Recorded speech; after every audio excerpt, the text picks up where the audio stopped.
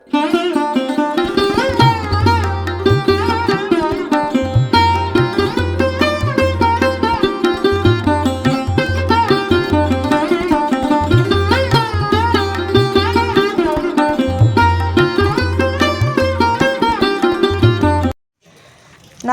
কেমন আছেন সবাই? ব্লগমিতাকাশ পরিবারের নতুন একটি ব্লগে আপনাদের স্বাগত জানাই।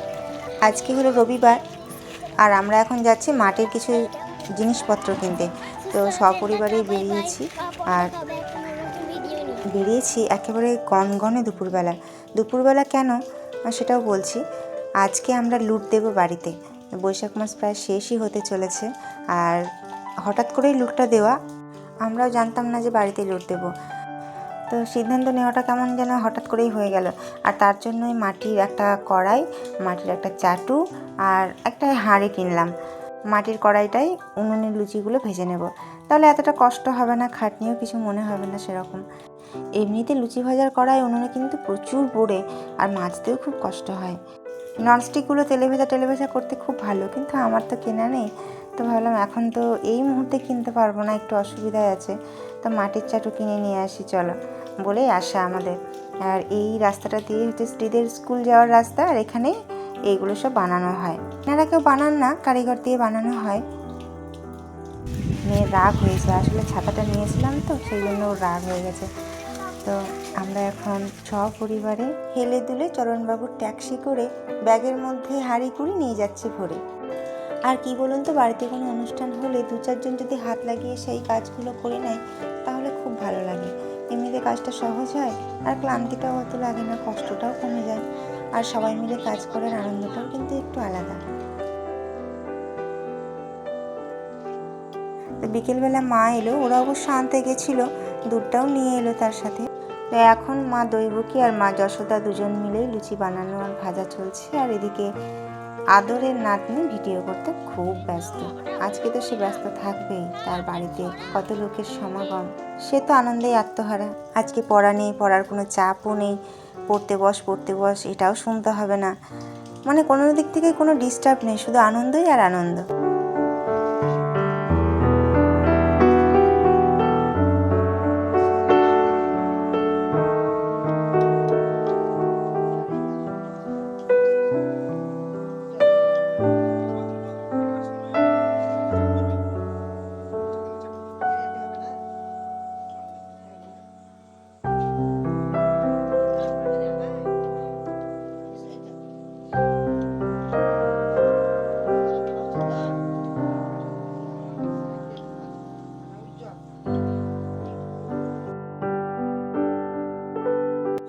এটার মধ্যে চিনি ভিজিয়ে রেখেছিলাম বিকেলেই শরবতের জন্য।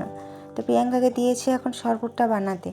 এর মধ্যে রসনাটা দিয়ে দেবে, তাহলে সুন্দর শরবত হয়ে যাবে। ছোটোবেলায় কিন্তু রসনা খেয়েছি, ওই প্যাকেট কিনে আনতাম, একটা প্যাকেটেই কিন্তু রসনা বানানো হয়ে যেত, খুব ভালো লাগতো খেতে, খুব টেস্ট ছিল। অবশ্য এখন প্যাকেটটা অন্য করেছে, একটা প্যাকেটের মধ্যে দেখছি একটা লিকুইড দিয়েছে, একটা পাউডার দিয়েছে। তো আমার এই ব্যাপারে কোনো অভিজ্ঞতা নেই। প্রিয়াঙ্কা বলছিল যে দুটো একসাথে মিক্সড না করলে নাকি খেতে ভালো লাগে না। তো যাই হোক, শরবতটা ওই বানাক, তাতে ভালো হবে। আমার যেহেতু অভিজ্ঞতা নেই, আমি বানালে যদি একটু খারাপ হয়ে যায়, মানুষজনকে দেবো, তখন আবার কেমন একটা ব্যাপার হয়ে যাবে। আর এদিকে আমার শ্বশুরমশাই আসর জমিয়েছেন কীর্তনের, কাকিমাদেরকে নিয়ে। যাই হোক, ভালোই, মানুষটা তো আসবো নাই বলছিল, কিন্তু তাড়াতাড়ি যে এসছে, আবার বাড়িতে বসে কীর্তন করছে, এটাই অনেক।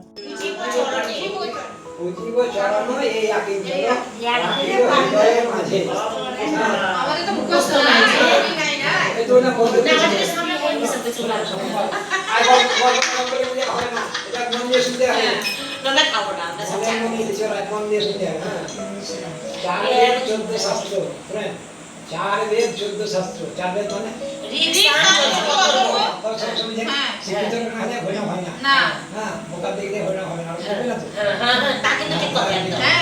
হরিনামের মানে বোঝা যাচ্ছে, সংস্কৃত ভাষা মিশ্রিত আছে, হয় না।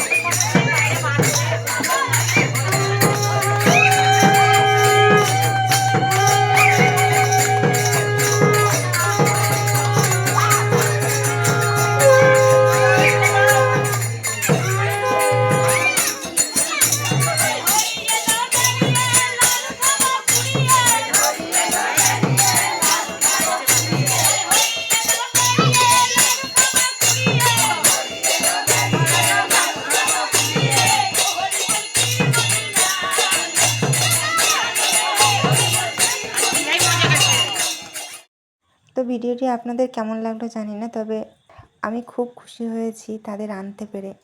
আমাদের নতুন বাড়িতে প্রথম বছরে তাদের যে একটু জলখাবারের আয়োজন করতে পেরেছি, এটুকু ভেবেই অনেক শান্তি পাচ্ছি।